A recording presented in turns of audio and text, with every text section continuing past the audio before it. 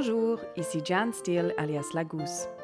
En direct depuis le Parc national des Cévennes, je suis là pour vous persuader que bien vivre sans gluten en France, c'est possible.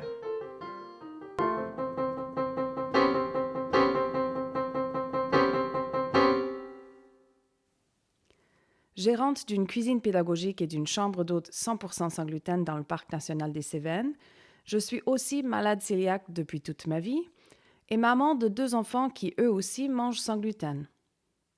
La communauté des personnes vivant sans gluten est en croissance permanente. Mon objectif est d'offrir à ces gens des pistes vers une vie meilleure sans gluten. Allons-y.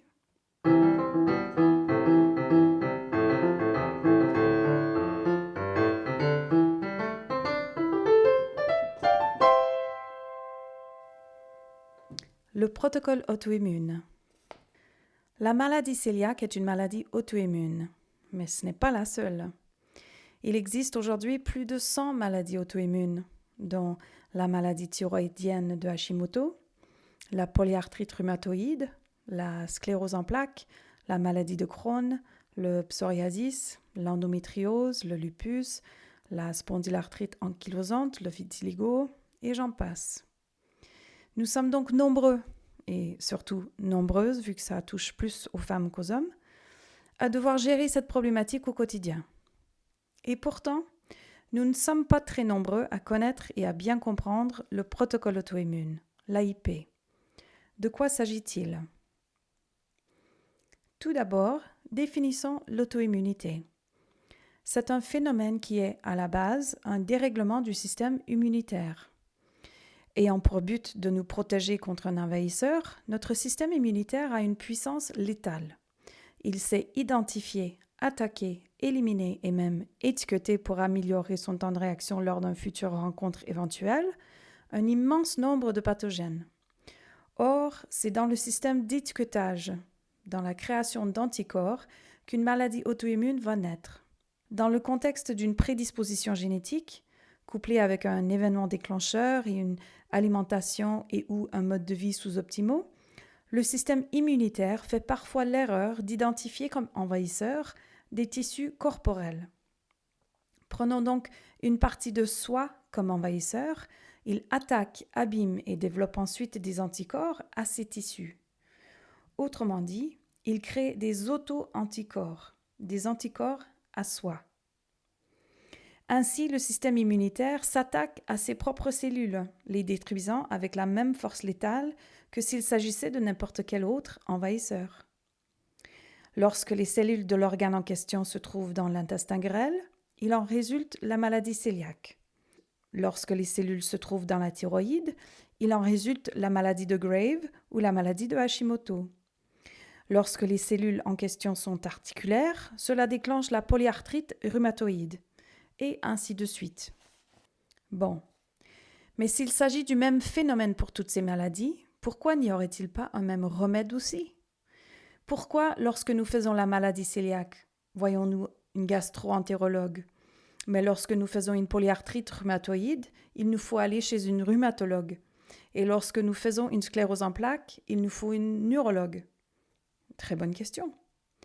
Mais depuis l'invention du microscope, l'exploration médicale a eu tendance à vouloir morceler en de plus en plus petits morceaux le corps humain, pour en comprendre les plus petits détails de chaque système, chaque organe et chaque cellule différente.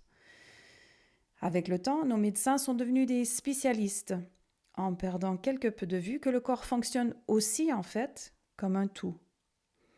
Aujourd'hui, avec la vision plus moderne de la médecine fonctionnelle, on reconnaît qu'il existe des phénomènes, tels que l'auto-immunité, qui sont communs à plusieurs maladies, et que, dans ces cas, il y aurait intérêt à mettre ensemble nos cerveaux de spécialistes dans la recherche d'une solution commune. Mais comment ? Alors que nos hôpitaux, nos programmes de médecine et nos programmes de recherche sont organisés par domaine et par spécialité. Devrions-nous créer une nouvelle spécialisation ? L'auto-immunité ? En attendant que les institutions médicales se réorganisent de fond en comble, nous pouvons tout de même nous rassurer qu'un gros travail a déjà été fait pour identifier et codifier des solutions concrètes pour nous qui vivons dès maintenant avec une maladie auto-immune. L'idée qu'il pouvait y avoir des interventions alimentaires spécifiques propices à une meilleure gestion de différentes maladies chroniques existe depuis un peu plus d'un demi-siècle, un peu partout dans le monde. En Angleterre, Dr. Natasha Campbell McBride élabore le régime GAPS, qui vise la réparation de l'intestin grêle et l'élimination de l'hyperperméabilité intestinale. En France, le docteur Jean Seignalet signale le besoin de se rapprocher d'une alimentation dite ancestrale dans le cas d'une maladie chronique. Aux États-Unis, Dr. Lauren Cordain fonde le mouvement Paléo.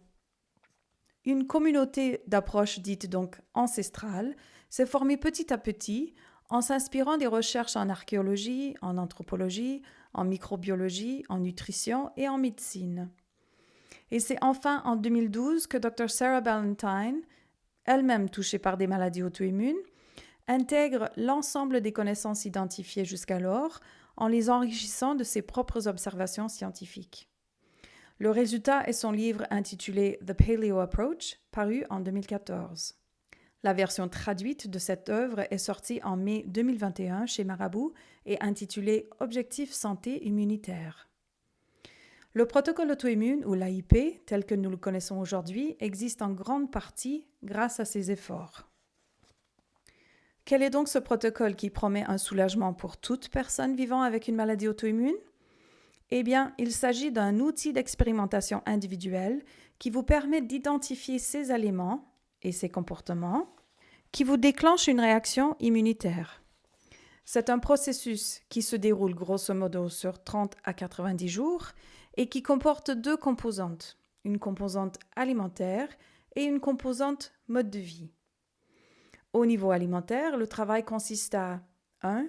Éliminer, ne serait-ce que pour un temps, tout aliment susceptible de provoquer de l'inflammation. Et de 2, en même temps, revoir votre alimentation pour y retrouver une densité nutritionnelle maximale. Au niveau du mode de vie, plusieurs aspects sont à surveiller. Un sommeil de qualité, une gestion proactive du stress, une activité physique régulière et appropriée, et puis sa connexion à d'autres humains certes, mais aussi à la planète.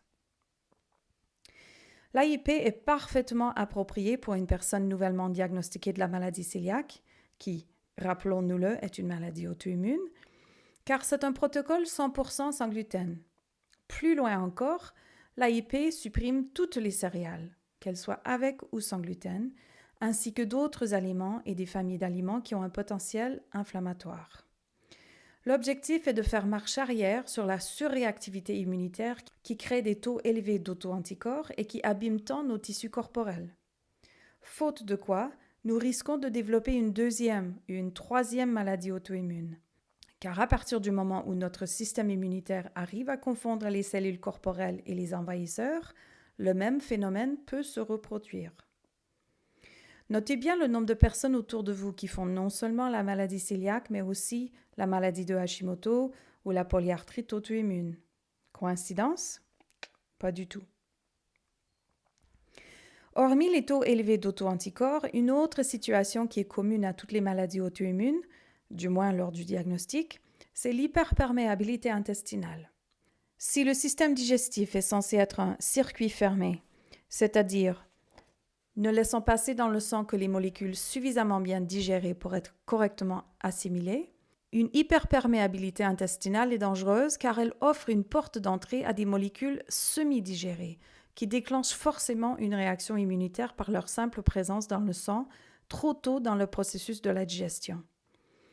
Le système immunitaire crée donc des anticorps à tous ces bouts de protéines qui, parfois, se ressemblent, plutôt qu'avoir affaire à des acides aminés nettement assimilables.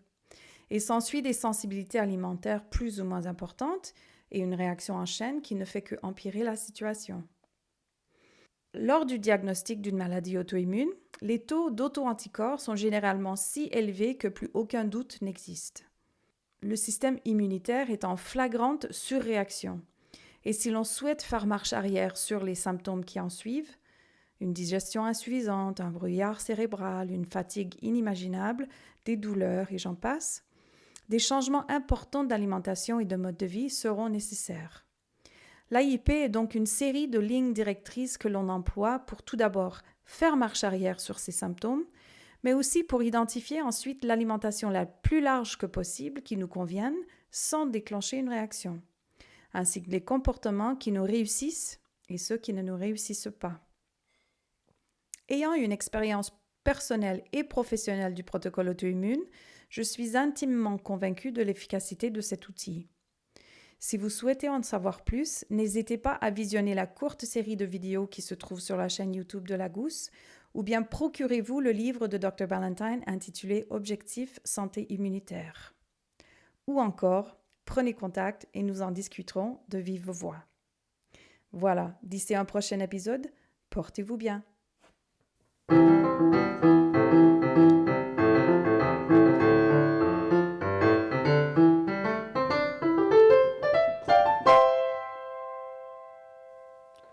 Ce podcast se veut une célébration de la vie sans gluten en France. Vous avez une question par rapport à la vie sans gluten? Posez-la. Plusieurs fois dans l'année, on fera un épisode foire aux questions pour essayer de vous trouver les réponses. Car vous savez, la question que vous avez vous, d'autres l'ont aussi sans aucun doute. Vous faites face à un problème relié à votre alimentation sans gluten? Parlons-en. Dans la mesure du possible, nous en ferons un épisode en partageant nos expériences communes ou en tâchant d'exposer un problème pour lequel une solution n'est toujours pas dispo.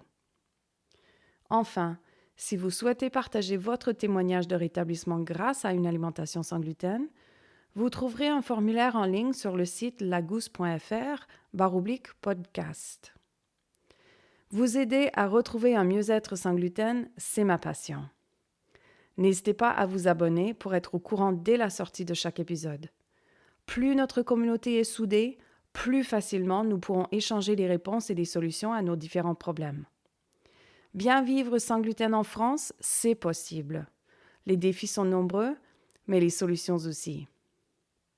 D'ici un prochain épisode, portez-vous bien.